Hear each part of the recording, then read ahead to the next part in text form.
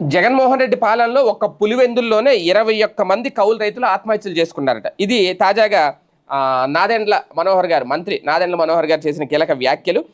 జగన్మోహన్ రెడ్డి సొంత నియోజకవర్గమైన పులివెందుల్లో గత వైసీపీ ప్రభుత్వ హయాంలో కౌలు రైతులు 21 మంది ఆత్మహత్య చేసుకుంటే వారి కుటుంబాలని కనీసం ఆదుకోలేదు అంటూ నాదెండ్ల మనోహర్ కీలకంగా వ్యాఖ్యలు చేశారు. జగన్ మీద కీలక ఆరోపణలు చేశారు.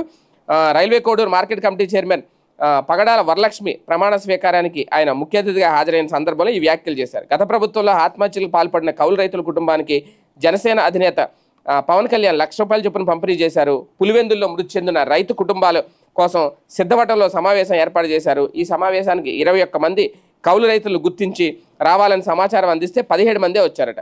మిగిలిన వారిని వైసీపీ నాయకులు భయభ్రాంతులకు గురి చేశారట. ఉమ్మడి కడప జిల్లాలోని ఒంటిమిట్ట, పులివెందుల జడ్పీటీసీ ఉప ఎన్నికల్లో కూటమి అభ్యర్థుల విజయం ఖాయమంటూ ఆయన వ్యాఖ్యలు చేస్తూ ఆ సందర్భంగా జగన్ హయాంలో 21 మంది కౌలు రైతులు ఆత్మహత్యలు చేసుకున్నారు అనే అంశాన్ని ఆయన మరోసారి ప్రస్తావించారు. ఖచ్చితంగా ఇది ఇప్పుడు ఈరోజు జరగబోతున్న ఈ జడ్పీటీసీ ఉప ఎన్నికలు ఏవైతే ఉన్నాయో వాటి మీద ఈ వ్యాఖ్యలు ఎంతవరకు ప్రభావితం చూపిస్తాయనే చూడాలి.